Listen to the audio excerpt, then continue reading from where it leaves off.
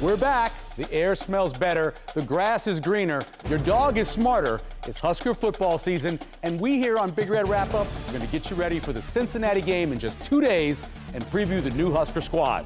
Big Red Wrap-Up starts now.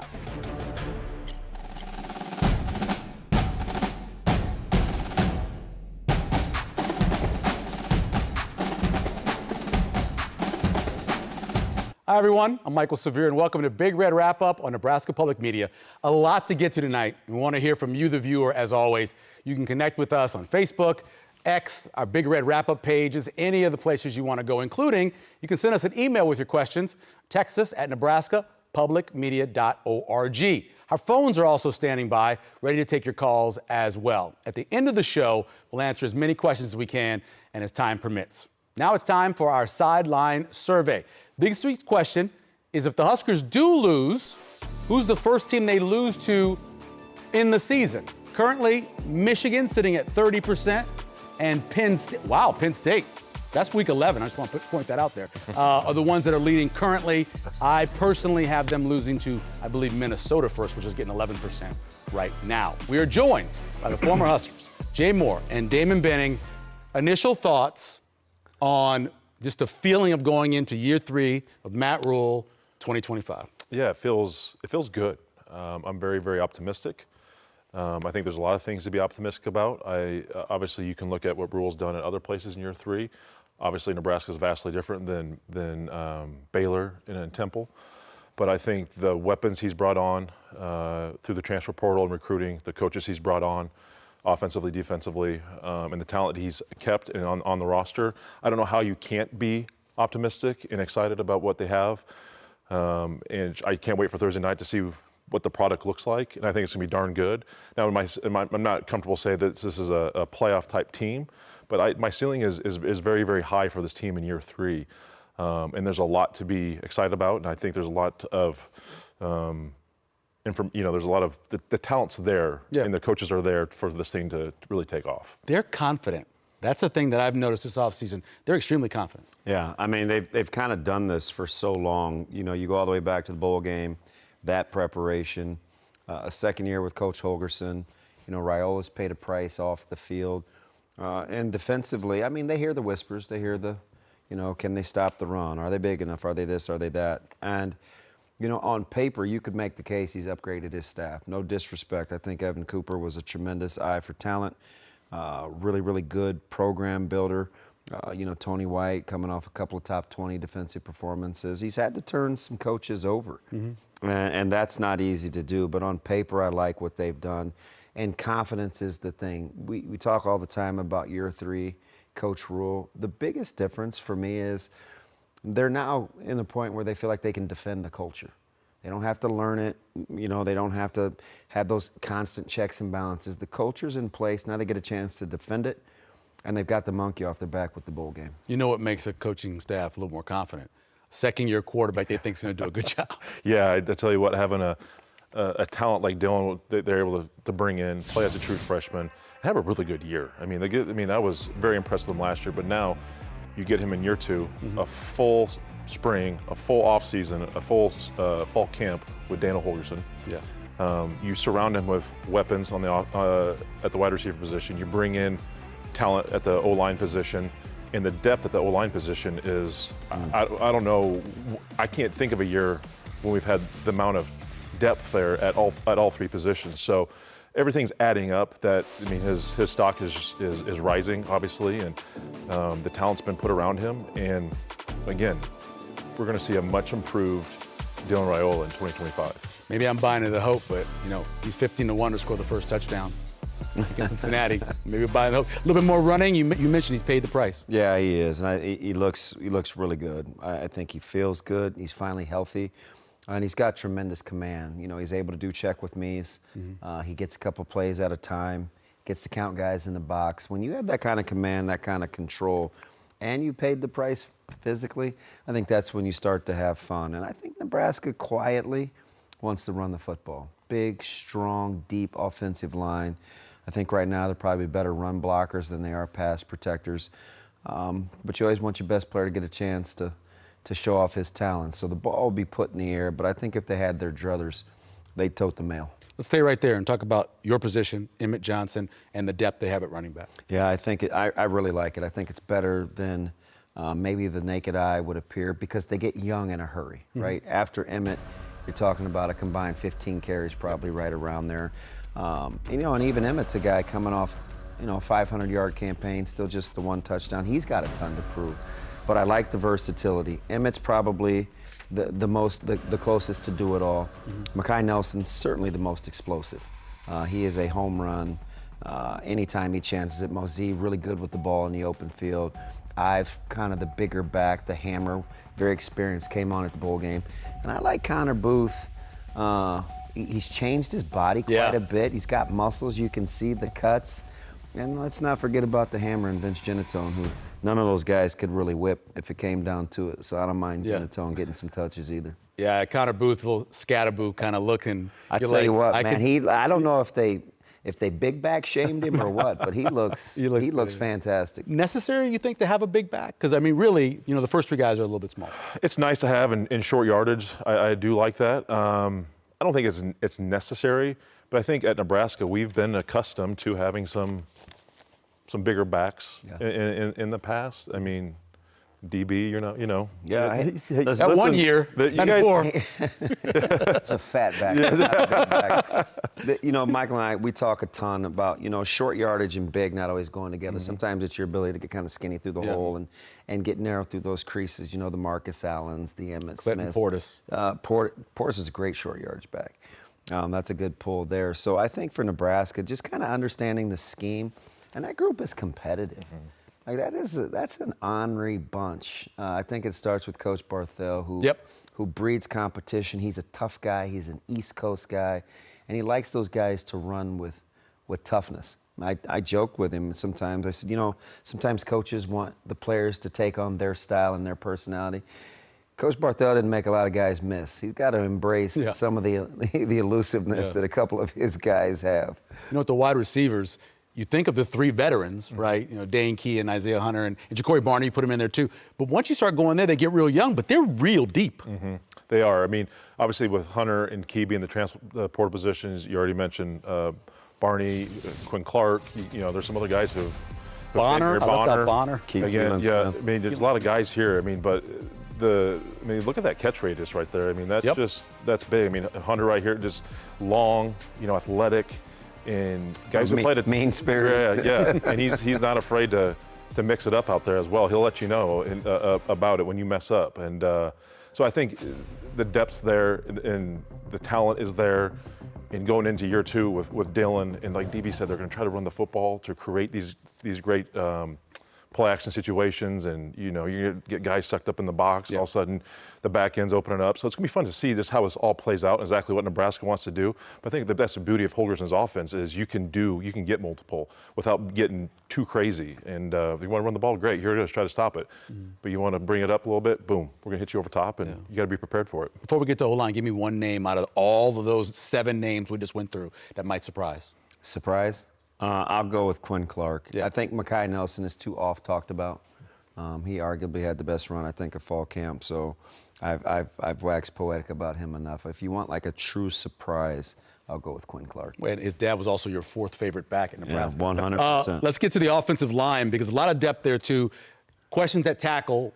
What do you think happens starting off the season in offensive tackle? Man, I tell you what, that depth chart was rather not surprising because you've heard about Pritchett coming in, Alabama guy, a really good addition, but there's a lot of oars at the tackle spot.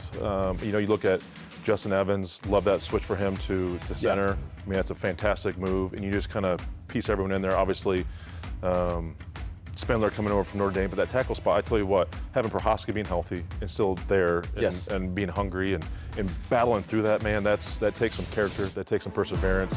But it just shows you the depth that they have. I mean, between Prohaska, Gotula, Pritchett. I mean, but the guys can Knack.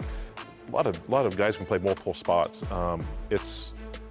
I know some people are like, what do you do? But I tell you what, it's a blessing to have the oars up there because we haven't been in that situation. It's been, we have these 5 guys and we might be able to have a 6, but after that, it gets real skinny. But that's not the situation this year, which Right. it's going to be fun to see how this all plays out. And the biggest thing might be as well is just the competition. Yeah. That these guys are fighting for those spots week in and week out. Quick apology to Cortez Mills' mom. We left him out. My fault. I know he's in the mix. Yeah, he's Yeah. again another guy that knows how to practice. He is. He's all dog. Yeah. You want to guard your yard, let that guy sit on the porch. Talk about the inside, because some veterans in there, some size. Yeah, I really like, guard, center guard is really good, Mm-hmm. right? Between Latovsky, Justin Evans, and Spindler. Mm-hmm. Not a fake tough guy of the bunch. I actually like the versatility. I let you talk me off the oars with quarterbacks and competition, right? Years ago, you told me you'd like to have just one guy One dude. at quarterback. And okay, I'll land the plane. You're probably right, tip of the cap. The oars with the tackle spot, I think they can all play. Yeah. Right? You could easily have Pritchett play left tackle, let Prohaska play right tackle. Katula can swing. You don't like what's going on there, you can flip over and move Pritchett to right tackle, Katula to left tackle. He played it a year ago, a year early, Yeah. right? So it's not like you don't have guys that don't have experience. I do love a healthy Teddy. I think he's confident. I think he loves playing again. And that's huge, right? All 6'10" of him, which Yeah. he has to negotiate at some point. But you get one of the original tough guys in Tyler Knack, too. So it's not an or because we don't have one. It's if they want to play 10, they could play 10, right? Maciejczak can play at guard, Sledge can play. Turner Corcoran gets a chance to stay inside Yep. if he wants to and play guard. Those are guys with multiple starts under their belt. We're not hoping and wishing and a praying. Those guys have actually played. And I love having an extra tackle because, I like going unbalanced. I think if you need to really run the ball, you bring that extra tackle in there like they did last year. Yeah. And any of those guys are I wouldn't do it probably with Prohaska. I don't worry about his knees, but the rest of those guys. Yeah, they run sure. so much duo, too. Yeah. It's probably their favorite play, like an extra lineman and getting those doubles right now on the edge. Not a bad way to go. Let's go to your specialty in the defensive line. Another place where there's a lot of depth. Yeah. Some guys have some snaps. There's a lot of guys that don't have a lot of snaps. Yeah, I mean, again, interesting just seeing, you saw the black shirts, right? You see the single-digit numbers. Yep. Elijah, Captains. Yeah, captains. Yeah. Elijah Judy. We Bradley Van Poppel, Cam Lenhart, guys you knew were going to be in the mix. Wary, you kind of had, we knew the talent that he had Yep. and the abilities. Loved the fact that he's been mentioned more because there was, just immaturities and just he had to grow up a little bit. And apparently he's attacked it and done the right thing. So I think, again, Keona Davis is a guy that has all the God-given ability. I mean, Yep. Keona and Nweri, they're next.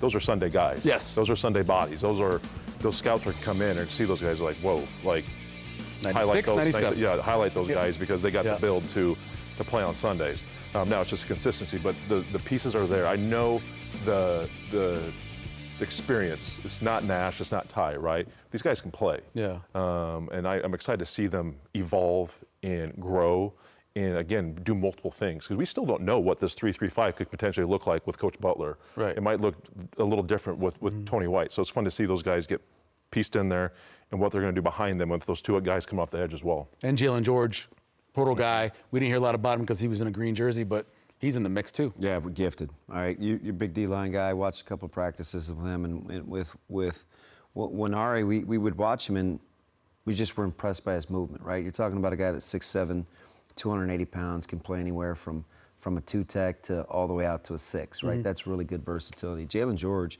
got a chance to watch him a couple weeks ago. When he hits those pads, and he's got the swat and he's using his hands, it sounds different. Yeah. He's got really good footwork, and he's an explosive, powerful guy. Like, that's a guy I could see sitting in and playing that 3 technique, and you wonder if Nebraska can be stout against the run. I don't so much worry about that because I think they know how they want to play. Sure. Right? You're talking about a movement front. They're going to be explosive and try to play in the backfield. I'm okay with that, but you want to sit and hunker down?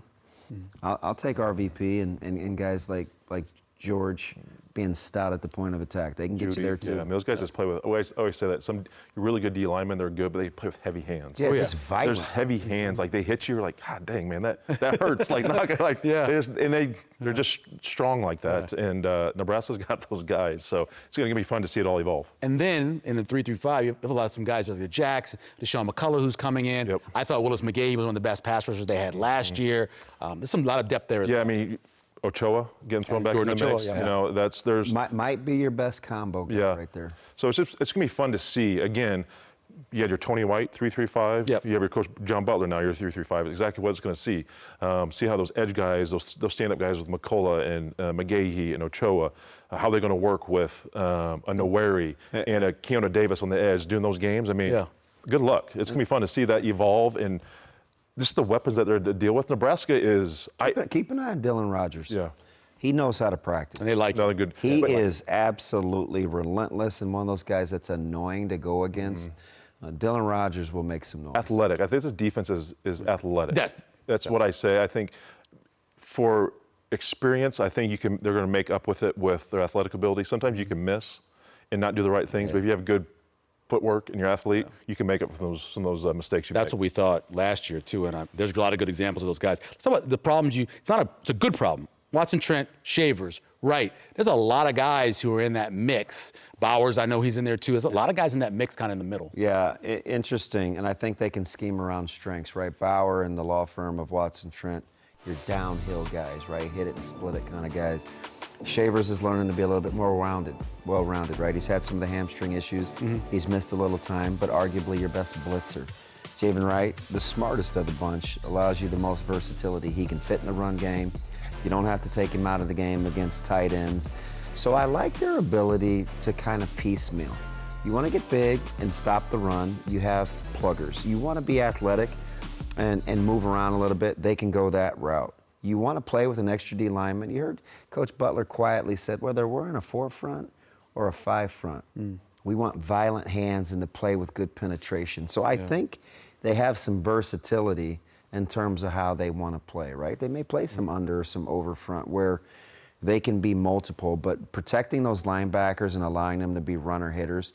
I think this is the most talented group Coach Dvorak has had to work with, and this is after graduating a guy that just made the 53-man roster. But when you talk about talent from top to bottom of those insides, this is the best year for Coach Dvorak. Bullock didn't surprise anybody.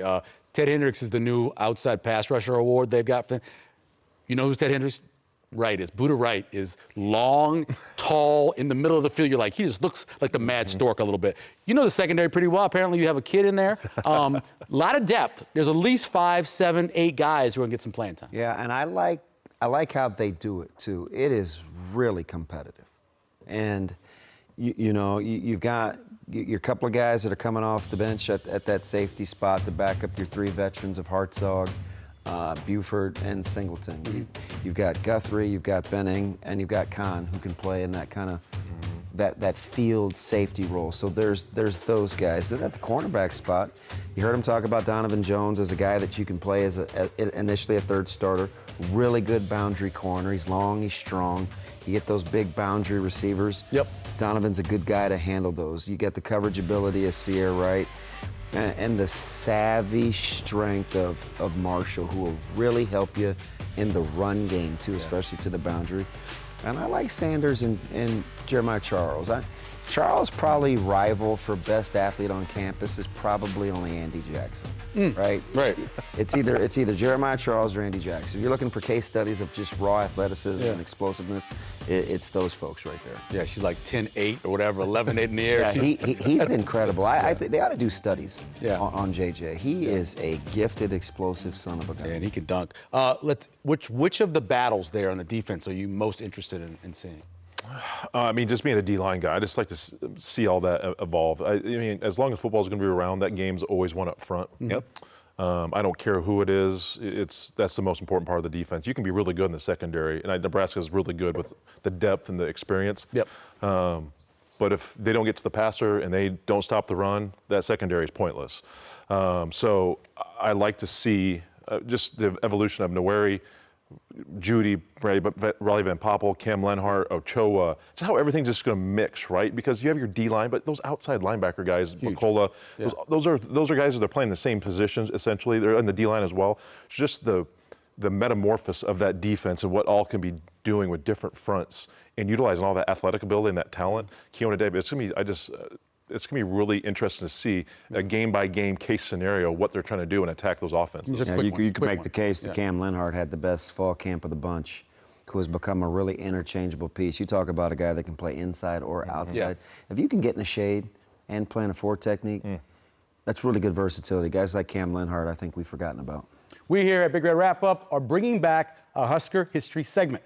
Thursday's August 28th, of course, and Nebraska's played twice on that date. We're going to skip past the 2021 loss to Illinois. We're going to go back to 1994 in the Meadowlands, coming off an 11-1 season, and of course, disappointing loss, 18-16, missed field goal against Florida State in the Orange Bowl. Tommy Frazier was having none of that against 24th-ranked West Virginia. Frazier ran for 130 yards on 12 carries. He had 3 TDs. His first quarter, in the second quarter, for 25 yards. After throwing for a score, he added a 27-yard TD run, then added an amazing 42-yard run in the fourth quarter. Frazier also threw for 100 yards. Lawrence Phillips, don't forget about him, 131 yards on the ground. And our own Damon Benning added 19 yards on 5 rushes as well. And the Black Shirts, they pitched a shutout. That's right, Cedric Collins' interception preserved the goose egg. 31-0 was the game there in the Meadowlands for our Husker history. Trivia question, we're also bringing that back as well for Husker Trivia. In that game, punter Darren Erstad had 3 punts averaging over 48 yards. The question is, what professional team did Erstad win a championship with, and in what year? I even know that one, and I don't watch that sport anymore. To answer, go to Big Red Wrap Up on Facebook or X page, give us your answer. We'll draw a winner from the correct answers, have them submitted before 8 p.m. tonight, and we'll award that next week. You win, we will send you a copy of Sean Callahan's book, his new book about the Huskers, the program's history, curated history of the Cornhuskers. This week's winner will be announced on next week's show. Coming up, while you're answering your question, send us a question for the crew, and when we get to the end of the show, we'll answer those as well. Next up, I sat down with Dana Holgorsen last week. We chatted about a lot of stuff, but we also talked about Dylan Raiola, offense, air raid, the Pirate, Mike Leach. That coming up right after this short break as we take a look at some of those great pictures from our friends at Hurrdat Sports.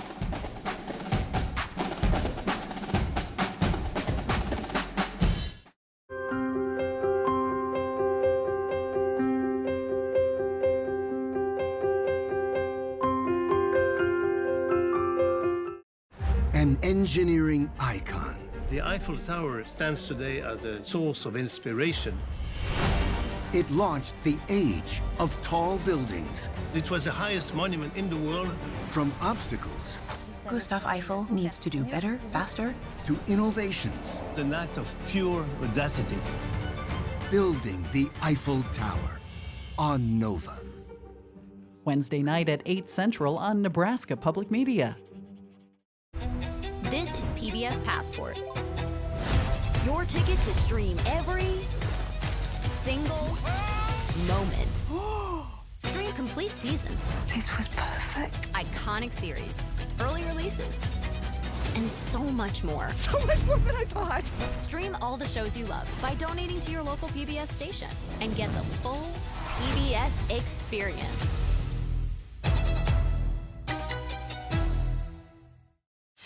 On Iconic America. That Hollywood sign is the most famous sign in the entire world. Nothing can touch it. It represents this dream factory. It's not too surprising that Hollywood also has a lot of anecdotes and myths about its own origins.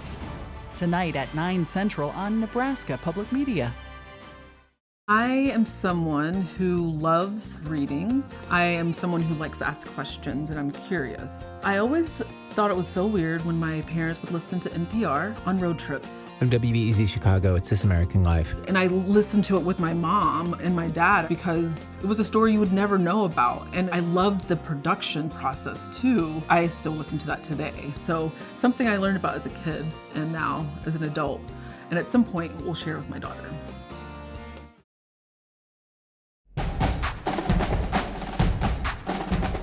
Welcome back to Big Red Wrap Up. We are, of course, inside Memorial Stadium. When you come next into Memorial Stadium, you will have brand new concessions, including what many people are excited about is the street corn and, of course, the beer as well. But we're not here to talk about that today. We're here to talk to the offensive coordinator for the University of Nebraska in his first full year, Dana Holgorsen. Coach, we appreciate you taking the time. Absolutely. Thanks for having me. What's the feeling now? What's the emotion for you? This is actually going to run 2 days before the game starts. So what's the emotion for you at that point? Just game day. The camp was challenging. This was just so proud of our kids and the structure of what Coach Rule has in place here and this wonderful facility that we're able to take advantage of in camp when you're not restricted on the time. And I mean, I think the kids got here at like 6 o'clock and would leave at like 9 o'clock and just didn't leave. I mean, they're here the whole time. If they have a couple hours, they just go down there and get some recovery. So, a lot of meetings, a lot of practice, a lot of good work. You get to a point where you got to stop that. I mean, the NCAA rules tell you got to stop that. You get on a 20-hour week, and that's what we got into. Towards the beginning of last week, and it's just been fun to flip that switch. I mean, you put all that work in right there to get yourself to be able to be successful in games and win football games, and our team has done that. And so we've had a good week of preparation for Cincinnati, and now it's just ready to get to game day and see what we got. You've had so many of these preseasons, of course, as a head coach. Going back to being a coordinator and that field, what's the biggest difference for you as a coordinator during preseason camp? Well, not having to worry about all the logistics, certainly. Matt Rule is one of the most structured, organized guys that I've been around, and so, that was cool. Being a head coach, especially in today's day and time, I mean, most head coaches are CEO types, like Coach Rule is. I mean, he's an excellent football coach, but, so much of his time is CEO type stuff. And that's what my role turned into. My last 2 years at West Virginia, I kind of went to the CEO stuff. I went back to being the play caller for about 3 years. And then with the landscape of college football today, you get pulled in so many different directions. I went back to CEO at Houston. Evidently, it didn't work out very good for me. So I think I'm better in the coach role, in the calling plays role. And it's just what I enjoy. It's what I've done forever. And it's been very enjoyable to work with the players and coach them, teach them, put game plans together. I've really enjoyed that and looking forward to being on the sidelines calling plays game one against Cincinnati. It's such a long season and even long off season. You kind of have July to get out. How important was it for you to go out and do some other things so you'd have your batteries recharged for the season? Yeah, I talked to Coach about that when I accepted the job, and part of, my role is not being an off-field recruiter, off-campus recruiter, just because the rules have changed. And so now we got guys that are full-time off the field, on the road recruiters, And so May gave me an opportunity to, just kind of get my thoughts together as far as what, post-spring, what we needed to work on, what we needed to do. But then I took some free time too, and was able to get away. And, I'm an empty nester with my family. Everybody's in Houston. And so was down there a good bit, spending time with them. And then July, like you mentioned, all coaches get away and go do things, And so, took some cool trips and just, really enjoyed life, recharging the battery, so to speak. And when we came back, August 1st, it was go time and was refreshed and needed every bit of it because that 4 weeks was a grind. I've heard you talk a lot about taking over play calling last year and how it was one of the hardest things you've had to do in football. First, what was the hardest part about that? And was there a point during those 4 games and then the bowl game where you said to yourself, I want to keep doing this here at Nebraska? Yeah, absolutely. It was just a handshake agreement in the beginning. I came here on the bye week before Southern Cal, and just kind of, I didn't know if I could do it, because it was a totally different playbook, and it's like you don't speak another language and then you try to learn Japanese in a week. It's very, it was very challenging. But after about 3-4 days of it and watching practice and talking with Dylan, the communication with it, the technology with the button being able to talk to him was very useful. So I was just reading it off the paper. I didn't really know what it was, but I knew what it was based on where it was on my sheet. Right. And so, just really enjoyed it. Dylan's a whole lot of fun to work with. I think we have really good coaches here on the offensive side, and so that was challenging at first to kind of figure out what it was going to be like. But then once we settled in and I gained their trust, so to speak, then, did that for 3 games and had a lot of fun. And just, the Iowa game was hard. And so that left a bad taste in my mouth. And so, Coach was like, help me try to fix this thing. And so I was like, yeah, I think I want to do it. And so we signed on, agreed upon it, and then just hit the ground running. I mean, first part of January, all the coaches were out on the road recruiting for a month, basically, you know, and so I was here by myself for about 2 weeks. We started bringing in some portal kids and stuff, and so I'd spend some time with them when they were on campus, but the majority of the time I was just watching every cut up, every formation, every motion, every play, and I learned it, you know, and so, because that's what Coach said. He goes, how much you gonna change? Because if you're gonna change, we kind of need to do it, the earlier we do it, the better. I was like, that's not fair to our staff. That's not fair to Dylan. That's not fair to all these older kids that have been in this offense for 3 years, you know, and so I go, look, I've already done it, so let's just roll with it, you know. Now, I've obviously put my spin on it, and stuff that made sense. I'm doing more and more of that, but from a terminology perspective, that didn't change, and I think the whole offense really appreciated that. There's a phrase here in Nebraska, because of the way Nebraska was, run the damn ball. I know a lot of people are interested. Do you have kind of an idea of like a percentage of run to pass you want to get to at the end of the season? Or how do you handle that? I always structure it game plan wise at 50-50. You know, from a practice perspective, from a game plan perspective, it's always going to be 50-50. I got kicked out of the air raid club 10, 12 years ago. You know, I changed my offensive philosophy quite a while ago, and we led the Big 12 in rushing a couple years. You know, so we're going to run the damn ball. Okay, and now throughout the course of a game, it's always a feel. You know, what's working, let's stick with it. What's not working, let's change it. You know, that's my philosophy, whether it's run the ball, pass the ball, whether it's tempos. You know, I mean, I mix up tempos and stuff based on what's good, what's bad. All about, it's just a chess match with the defense. And I don't have a set like we need to run the ball 66% of the time. We need to throw the ball 66% of the time. I game plan at 50-50 and then just feel how the game's going. You mentioned that you probably need 4 running backs in this era of football. Do you feel like you have 4 guys that can go out to get the job done? Yeah, it ain't just this era of football. That's the way football's always been. Yeah. You know, those backs, you ask so much of them from a physicality perspective. You know, running the ball, pass protecting, running routes. I mean, all that stuff, you know, those guys get tired. Those guys get beat up. Yeah. You know, I do think we got 4 now. I was concerned with it coming into camp. You know, feel really good about Emmett. You know, I felt good about Ives, but then he got hurt practice 1, you know, but that allowed the younger kids to be able to get a whole bunch of reps. And so, you know, Mackay and Ike and Condor, those guys all, you know, had a good camp, and I feel good about putting them out there.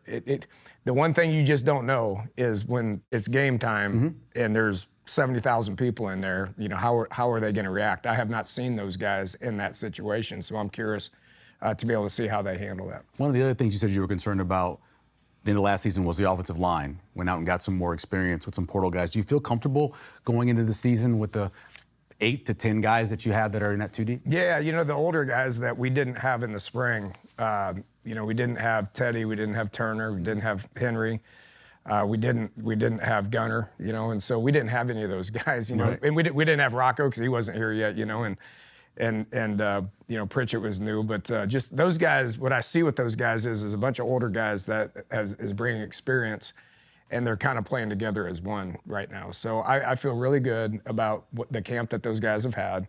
I feel good about the depth and the backups and keep bringing those guys along. Got a lot of young kids, got a lot of numbers. We're able to run, you know, 3 groups all through camp. I've never been able to do that. You know, we maintained health, but we have bodies and numbers and guys that know what to do. I think you know, Coach Raiola is really doing a good job with that group.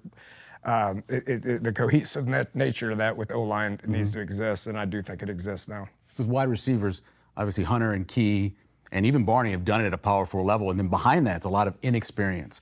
How do you feel about the depth there with your 4th, 5th guys, 6 guys on the wide receiver crew? It's the same thing as the running back room. You know, and the older guys I know what those 3 can do. I mean, when those lights come on, it ain't gonna bother them. Those guys, they're gonna elevate once you know, we kick the thing off Thursday night. So. You know, it's the young guys. It's you know, Keelan Smith. It's Cortez Mills. It's Quinn Clark. It's Jeremiah Jones. It's guys like that you don't know yet. Sure. You know, they've had good camps. They're young. They're going to continue to get better. Looking forward to see who raises their play once game day hits. The other, you know, Wood, you know, Bonner. Oh, sure. I mean, do everything guy. He's a do everything guy. So he's in the same category as those other 3 guys. We can put all 4 of those guys out there in 10 personnel and be able to move the ball. So I feel good about the old guys, and I just think that their experience is going to rub off on those younger guys. In the first couple of questions, you referenced Coach Rhule's infrastructure. What about that made it even easier to come on and take this job? Yeah, I've done it my way for 13 years, and was really kind of with the same people, prior to that for a long, long time, the Hal Mumme, Mike Leach, people of the world, and it's just interesting to be able to see it from a defensive perspective, defensive-minded head coach. I've always been with offensive-minded head coaches, and now from a defensive head coach perspective, it's been good to just sit back and watch how that takes place. Plus the advantage of being at Nebraska with all the resources that we have here, all the staffing, just gives you so many advantages. If kids don't take advantage of the infrastructure, the staffing, the resources from food and nutrition, training staff, all of it, then shame on them, because they got everything they need to be able to get better every single day. So it just makes my job a lot easier from just coaching ball, just watching a lot of video and trying to organize it and try to put the best product that we can out there. There was one thing that you wanted Dylan to improve on in the offseason going into this 2025, but what would it be?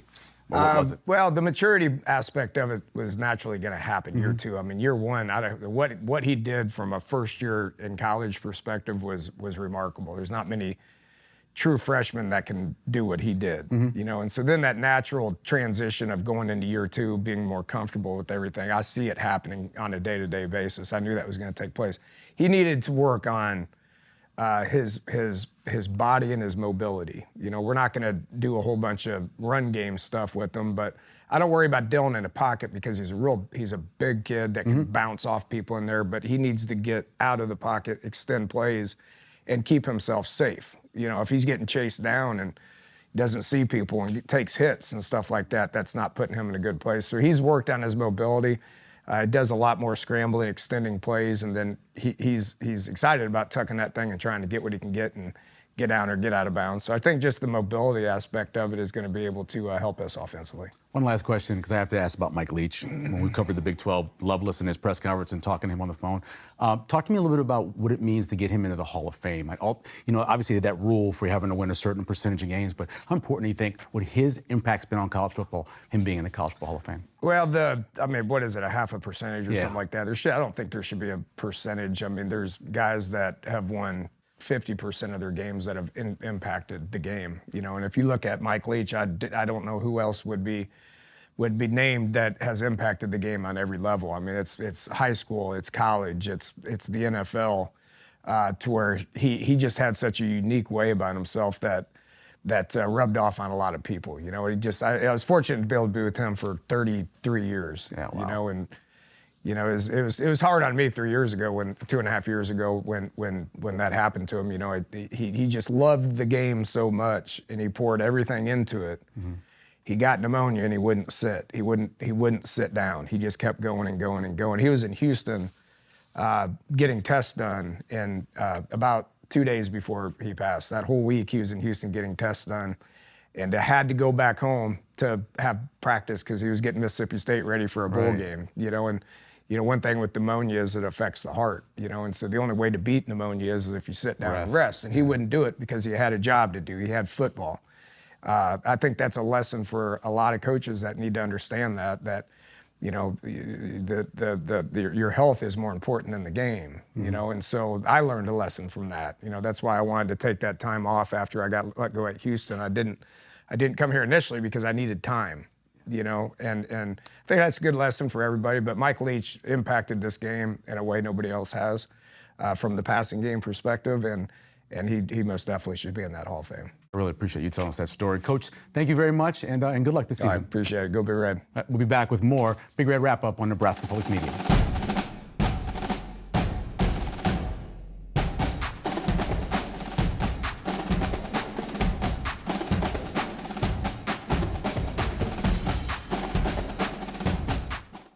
Consider This continues to find the stories that matter to Nebraskans and let them hear directly from the people involved. Hi, I'm Kathy Wyatt, and I'd like to sincerely thank all of those guests, the students and staff at UNO who work on this program, and especially you, the viewer. Thank you for watching. Friday night at 8 Central on World. Hey. Hey, you. We know what you did. And we think you're just the most magnificent person ever.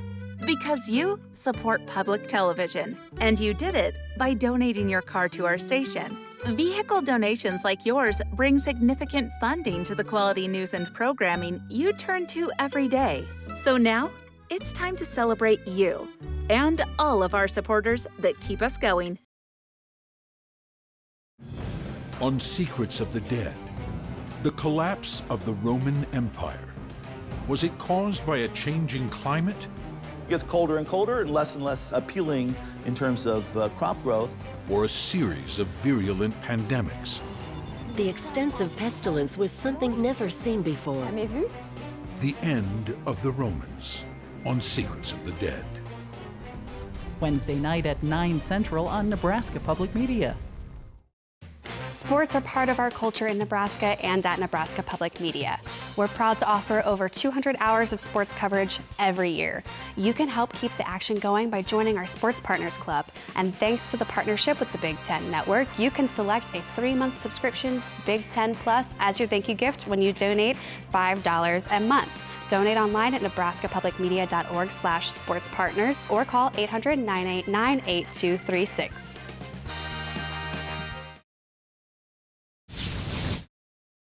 You know, it was fun, you know. Football season coming back around is always a good feeling, you know. It's just something about the air starts to feel a little different around. Yeah, I don't even consider it neutral site. I just think it's Arrowhead. Arrowhead seems like part of our DNA, our footprint, you know. So I think this feels like a home game light, you know. I expect to have the same home game intensity.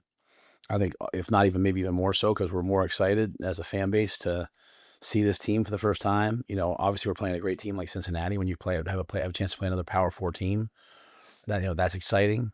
And to play at Arrowhead for it's the first time playing at Arrowhead. Oscars, third. Probably should know that. First time for me. I like playing a Power 4 team to start. I think it makes your camp much more intentional. It gets everyone's attention early. Very athletic, very strong as a runner, you know, very competitive. I think we've seen him slide twice, maybe. So when he runs, whether it's a designed run, a scramble, he's trying to get and fight for every yard. So you can tell he's tough and competitive, which I think we've done a good job of making sure that our players see that and know that. You know, you always got to know the type of animal you're hunting, so to speak. And he's big, strong, runs hard. He's tough. He delivers the blow more so than he takes hits. We are here in the Nebraska Public Media studio. I'm Michael Severe with Sean Callahan to talk some recruiting, a big get for Nebraska for the 2027 class. Yeah, Nebraska goes and gets Torrey Pittman from Omaha Central, the #1 player right now in Nebraska for 2027. On track to be a 5-star. A lot of the recruiting services generally don't, rate all their 5-stars early, but he's a consensus top 25 national player. Usually the top 32 end up as 5-stars. He's one of the top safety recruits in the country. Yep. So this was a big deal to lock this up, especially with the way 2026, they didn't really go in on a lot of these Omaha guys. They're going to Iowa State and other places, and they go in and take care of business right away with arguably the most high-profile player in the city of Omaha. Has things kind of settled down? In July, where we learned about, yes, the settlements here, a lot of different changes, the way NIL works now, we're looking more at that, how 1890 is affected. Has it kind of settled down now, or how do you feel it's been? Yeah, I think now it's about how do you want to manage your money? Do you want to pay front-load money? Mm-hmm. Do you want to use your rev share? And how many other NIL opportunities you can have. But the game is different, and a lot of people did this first year in unique ways. And I think Nebraska has their plan on how they're going to go about it. They feel good about it. Yep. There's some teams that were very aggressive with their front loading and how they did things, with how they paid the roster. It's the wild, wild west. We don't really know where this is all going to go and how it's going to shape out. But I know Nebraska really likes where they're at with their rev share and their model and what they're doing. As former players, what's the biggest thing change, whether it be some of the NCAA rules or what they're doing rev share? What's the biggest change you think, most impactful one you think? Well, obviously sharing revenue from the university. I mean, I mean, all of it's what we've seen the last, 2 or 3 years now. Is this year 3 that we've had NIL? 2021. Okay, so we're going to year 4, right? So it's all just been new. But I mean, I'm totally fine with the players getting a share, getting a cut. Yeah. I have no problem with it. It's making sure they're doing the correct things with it and having the right people in their corner to help them do the natural thing. But I think it's a great thing. I think it will continually evolve. I think the college game, what we know it is now, will look vastly different 4 or 5 years from now, in a good way. I don't think it'll get cleaned up, but yeah, I mean, every year there's something new that's coming out, little tweaks, because it's going to have to, because it's still, like Sean said, it's the Wild Wild West still. Yeah, I was talking to Zach Bowman, former Husker. He said back then we were living on a little. Now they're living on a lot. You got to adjust, right? Absolutely. I think for me, it wouldn't have been so much the rev share or the NIL. It would have been the freedom of movement. Oh, yeah. Where, you know, I would have had to really pit how much I wanted to win and feel like I was growing and developing emotionally versus the opportunities to play. It's a lot to take on. You have money managers, you have handlers, and you have opportunity. And I think, you know, you'd have to be really well grounded and surround yourself with really good people, because I think the freedom of movement, it'd be easy to make a lot of knee-jerk bad decisions. That general manager position is huge, right? All these schools are having to deal with a guy or a staff who can figure out where everybody's going to be and where they're going. The general manager job has gone from a position that didn't exist to jobs now that are paying $800,000 to $1 million per year. So I think it tells you how important it is, and you have to develop a budget, almost like the NFL. Yeah. How much do you want to spend on each room? And you know, in the case of like a Torrey Pittman, I think the benefit of a guy like him committing early, collectives and other entities can pay high school guys legally still. So that is kind of the game within the game. Can you find ways to pay money off the cap within the rules? And those are the rules right now, where teams are, you know, starting to pay recruits earlier and earlier, and you know, in order to do things. But you have a budget with the rev share money, and you have to stick to that. And you know, it's not like the old days where the budget was whatever the oil man wanted to write the check for. Sure. And that's been NIL the first few years, and they're going to try to rein this in. And will they be successful? I don't know if people are very optimistic about that. That was a Texas Tech reference if you missed it there. Let's get into Cincinnati. Thoughts on the Bearcats? Yeah, obviously we know Sorsby, Corleone, you know, the interior defensive linemen, some good guys in the secondary. They started off really fast last year, didn't finish as strong. Was last year the first year in the Big 12 or the second year in the Big 12? The second year. So they're kind of filling themselves out a little bit. I know they beat Arizona State last year early in the season. So that was their last win. That was Jeff Sims at quarterback. Right. Yeah. So we obviously know what Arizona State got into the playoff last year. Listen, they're going to battle. Sorsby's a heck of an athlete. I think he's physical, a dual threat guy. Nebraska's defense got to be ready. They're barring the 60,000 Nebraska fans, they'll be at Arrowhead. I think they're going to come in, they're going to battle, and they're going to be tough. And Satterfield's a really good coach, and Nebraska's got to be ready to play all 4 quarters. If not, it could be a rude awakening. We think about the battle between their wide receivers. They got a few transfers in, including a kid from Colorado State that's really fast, against Nebraska secondary. Yeah, I like that matchup. I think the key for this one, though, for Nebraska is getting Cincinnati off the field on 3rd down, because I think Nebraska offensively will have the opportunity to wear the Bearcats down. You just can't allow Sorsby the leaky yardage and put you in 3rd and 3s and 3rd and 2s, because he let a 6'3", 240-pounder fall forward. I think Nebraska's got to win that game up front with their front 7. And I'm curious, I don't know what you think about this, Jay. Nebraska right now emotionally is built from the back to the front on defense. The older, savvy veterans have got all the interviews. I prefer to be led from front to back. I'm interested to see that chemistry dynamics of a young, inexperienced D-line playing in front of a very experienced secondary. Yeah, big time. Last year, Cincinnati led the Big 12 in time of possession. Nebraska got slower under Dana Holgorsen. Do you think we're going to have a limited amount of possessions? I think if you're Cincinnati, that is the plan, because you don't want this crowd to really kind of take over the atmosphere and give the defense energy, you know, give the offense that electricity you want to see. So I think the plan for Cincinnati is they're going to try to slow this thing down, lean on their running backs, and try to grind this game out, limit some possessions, because I don't think you want to get into a shootout against Dana Holgorsen in a game like this. What do you think of Tyree Walker, right? The kid who transferred in. What do you think? And Nebraska's seen him. They've seen him. So I before, think they'll feel good about that. But, QB run game changes the way that you can line up. And, the better Nebraska can cover outside the numbers, the more that they can dictate how many they want to play within the box. Obviously, Satterfield is going to try to formation Nebraska to death and utilize QB run game. So Nebraska's ability to win up front will be critical, only second to being able to tackle in space. If you're a good tackling team, there's nothing more overrated than scheme. So if Nebraska's getting him down to the ground and making him snap it again, I loved Coach Butler's intensity in his answer where he said he wanted Sorsby to feel the physicality early. Right. Don't let him start feeling good about delivering.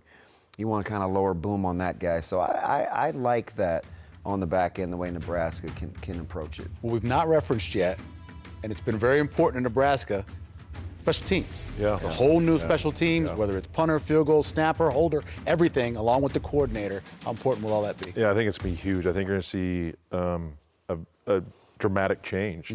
I highly respect Mike Eckler. I think he's a fantastic human being. He'd love his energy, his coaching prowess is top notch. I mean, it is, when you're out there, he's working it. He gets everyone's attention, but his energy is just so contagious that I think you're going to see this evolve into the special teams. We know that the changing into the rugby style of the punter. Avon on Hull are not going to be the place kickers this year, but I think it's a game changer. I think in years past, special teams have been a liability at times. I think it's a weapon now because of Coach Eckler and what he's going to inject into that. It's been asleep for a while, but I think the special teams are they're going to be awake here. Nebraska's had one 20-plus yard punt return in the last 4 seasons. Haven't had any of the last 2 seasons. I fully expect that to change. They led the league last year. He coached the team that led the league. And having Andrew Marshall back there. Yep. Catching punts, some return games. And Ja'Cory Barney. Between field position and making field goals, if you assume 3 points per game and a better finishing drive rate for a team that made a living crossing the opponent's 50-yard line without scoring points, if you factor in another 3 points there, that's without having to extrapolate too far. That's 6 points. That puts you at 30 points per game where you were a year ago. That dog will hunt. That's good enough to win. Top 25 in successful drives, crossing that 40, 107th in actually finished in drive rate. That's incredible. Yeah, it's just there was a gap there somehow. Let's check in on the sideline survey. So, when you think the Huskers are going to lose their first game, what team will it be to? And now 29% for Michigan and 29% for Penn State. People are pretty confident on this thing. Minnesota, USC at 13 and 12, and none at 11%. You guys got a pick? I tell you what, I don't. You never want to pick a loss, but if it's going to happen, they'll beat Minnesota or Michigan. So I don't. Yeah, I believe that too. I don't feel too. comfortable saying Michigan. They'll beat Michigan at home. I want to see Underwood play his first game and get a feel for what he's going to bring to that offense. And I also think they'll be licking their wounds from Oklahoma. Yep. Oklahoma's going to be good this year. Defensively will be a terror. Minnesota scares Michigan. me because it's coming off a short week at Maryland. Yeah, and that's probably the one I'd pick if I had to pick one. Yeah. But the more I study up on Minnesota, I don't know how they're going to score enough. First-year quarterback, you're relatively new outside the numbers. They're going to pound it, but I've kind of backed off the intimidating place known as Minneapolis. But if I had to pick one, I'd probably take the My thing is, you're going to Maryland. They're going to give you a short week to come back. You go to Minnesota, a place where you struggled, and Nebraska has not won back-to-back road games like that since 06. That's a wild They got to stat. get over. They got to get over. Unbelievable stat. Get over that stat, and then win both those games.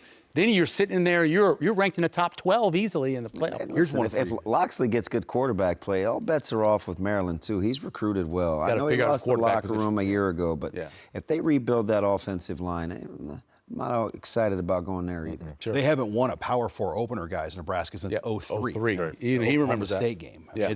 They're 0-6 in their last 6 against Power 4 openers. Yeah. It's crazy. When you look at that defensive line, and we talk a lot about the 3-3-5 and everything, but there's times where you see 5 guys lined across. How difficult is it for that offensive line and that offense to figure out who exactly is coming?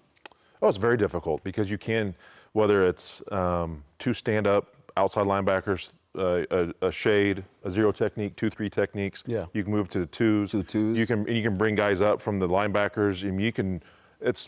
It's chaos, and that's what they want. They want, because as an offense, lineman, you're counting, right? Because you're trying to figure out who's got what, who's coming, depending on your scheme, and you got guys moving everywhere.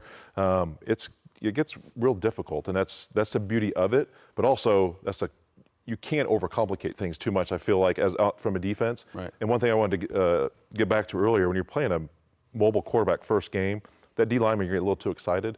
You got to remember your Backside keys contained, and yeah. just shoulders parallel to line of scrimmage on the back end. You got to do the right things, otherwise you're gonna get gashed. But sometimes those guys forget that. They're all bright-eyed, bushy-tailed that first game. They're gonna test them early. I've likened his escapability to Mordecai Yeah. a little Oh, bit yeah. with Wisconsin. Nebraska kind of got cute with their stunts up front. And we heard both Coach Butler and Coach Snow going all the way back to spring press conferences about affecting the quarterback pre-snap. Yep. Where the guys are mugging on the line of scrimmage or they're showing pressure. I think they'll move a ton pre-snap to help, maybe see if they can cause some chaos and confusion without necessarily having to bring pressure. I love Shavers as a mug guy. I put him in that right over the A gap. Yeah. I hate, but as a defensive lineman, the stemming, right? Yeah. Early The late stems, moments. late stem. Yeah. I hate late stemming because you got to trust your eyes. You got to see what you're seeing. But sometimes if you can't see, it's hard to get a tell on the tight end, tackle, or guard. So I don't like that as much. But And they'll throw a flag on you too Yes, for it correct. now. What's your burning question, Sean? My burning question is, what will this offense look like with Dana Holgorsen with a full offseason to get things going? Yeah, mine is, the versatility of the front four, how it lend itself to stopping the run. I'll tell you what, I've loved Coach Eckler. I want to see what the special teams looks like. Yeah. See how this changes the outlook of the season in that third phase that's been non-existent for a while now. Mine's the same. Can Dylan Raiola take that next step to make those throws when he has to, get the ball out quickly, convert on third down? If it is that game at Penn State, they could certainly be undefeated at that point. For our picks on this week's game, check out the Facebook page or X page, Big Red Wrap-Up as well. Go to that webpage and see what we think about the Cincinnati game. And as a reminder, you can see that game Thursday night at 8 p.m. Central on ESPN live from Arrowhead Stadium. And next Tuesday night, we're here on Nebraska Public Media. We'll recap the Cincinnati game and our next edition of Big Red Wrap-Up at 7 p.m. You can also tune in Facebook Live, YouTube Live, and our website, nebraskapublicmedia.org. Our special thanks to Dana Holgorsen for his time. For Jay Moore, Damon Benning, and Sean Callahan, I'm Michael Severe. We'll see you next week right here on Big Red Wrap-Up.